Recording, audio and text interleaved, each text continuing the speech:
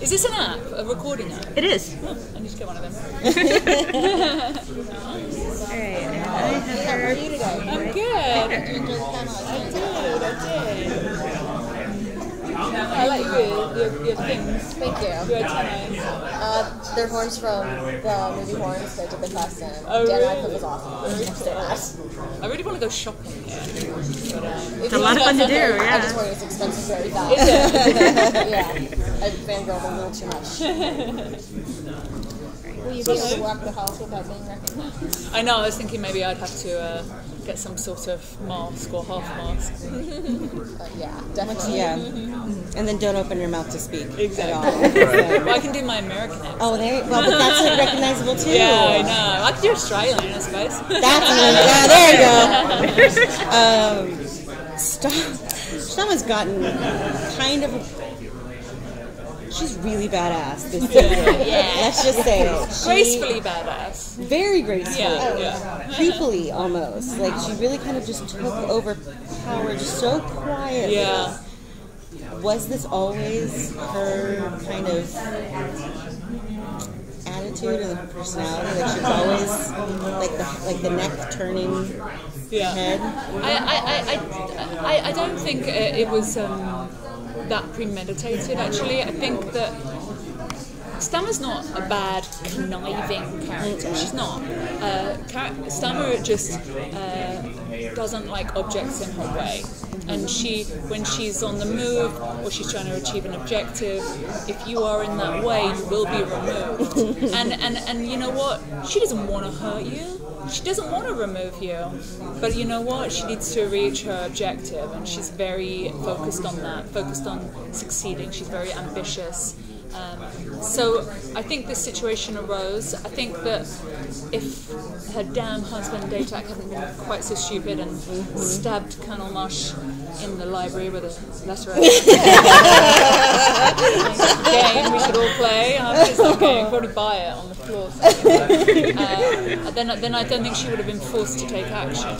I think that the wheels started turning when she started getting close to Kenya, and Kenya made her realise she was living in a new world. You know, that was our tagline for the first season, it's a new world. Well, it wasn't a new world for Stammer. It was the same old bloody world that she had always lived, that her mother had lived, that every woman in the history of Castleton's had lived. And it was a really repressive one.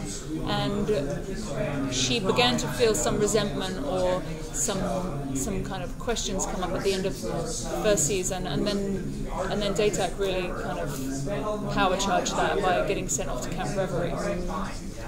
So speaking of Kenya, Stammer doesn't seem to be too upset over Kenya's being gone, and the rumor is that she returns. Can you share anything on that? I think that you never really know how Stammer feels. I think she always puts a pretty good front on it, and actually in any scenes that have where Kenya has been mentioned, which have mainly been scenes with Julie. Kenya's name has come up or she's been alluded to. I think that you see that Stammer is pretty emotional and pretty cut up about that, and it's not just because she definitely cares about Amanda as well. Amanda is the closest thing that Stammer has to a friend, maybe because she does miss Kenya and she wants to kind of have that piece of rose water a little bit close to her, that energy close to her. And I think through her relationship with Amanda and through this season, you'll see her regret the mistake of killing Kenya even more. And then when she is forced to question whether Kenya is alive or dead, you see such a mixture of feelings in Stammer.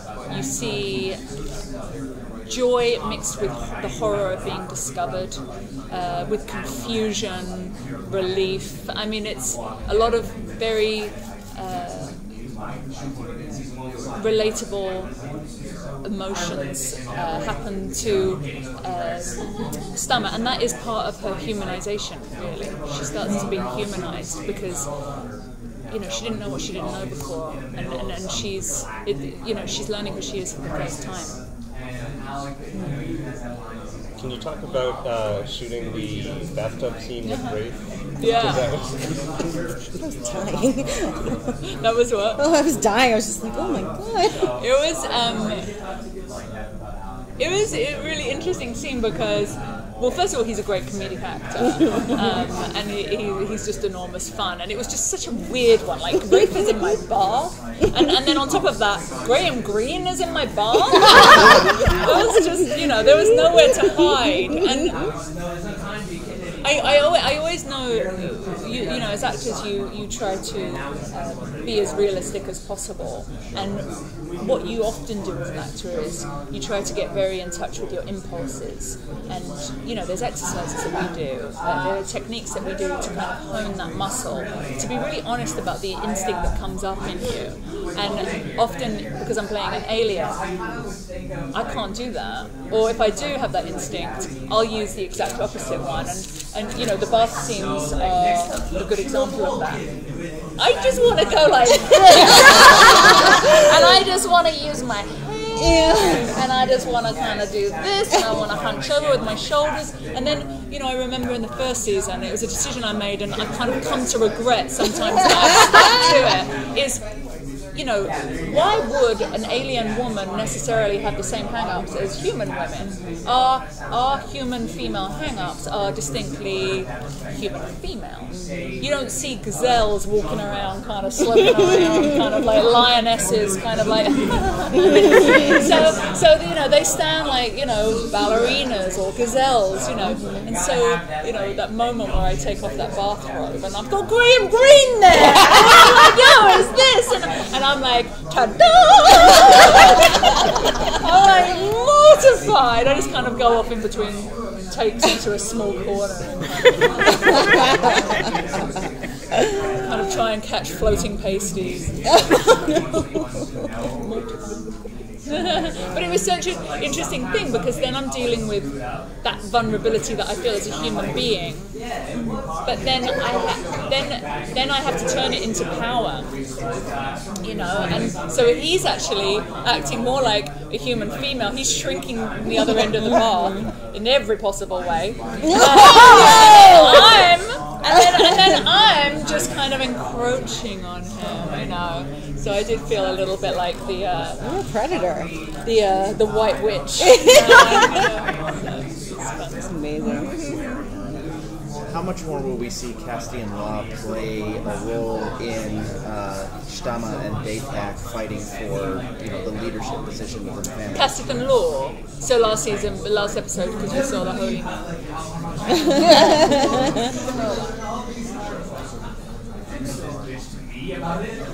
God, I don't know. I really like all those customs and kind of that mythology.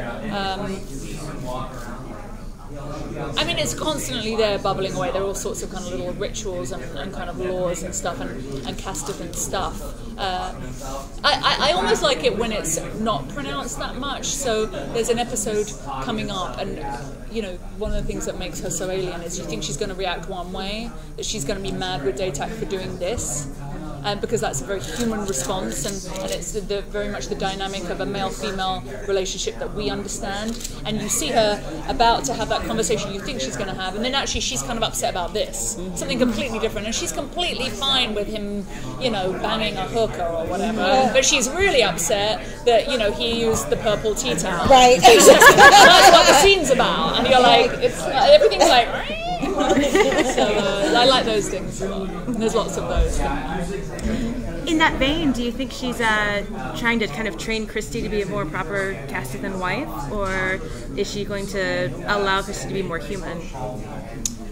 I think that she will train and mold Christy as much as it takes for her to kind of completely control her, that relationship. I mean, I think that Stamma, because she had no control really culturally,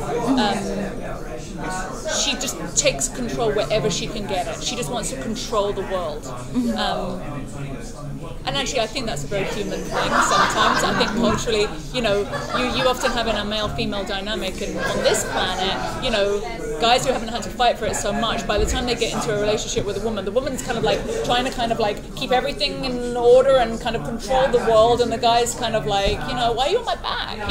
So I'm doing something which is recognizable, but I'm taking it to another level, which is alien. Right. Excellent.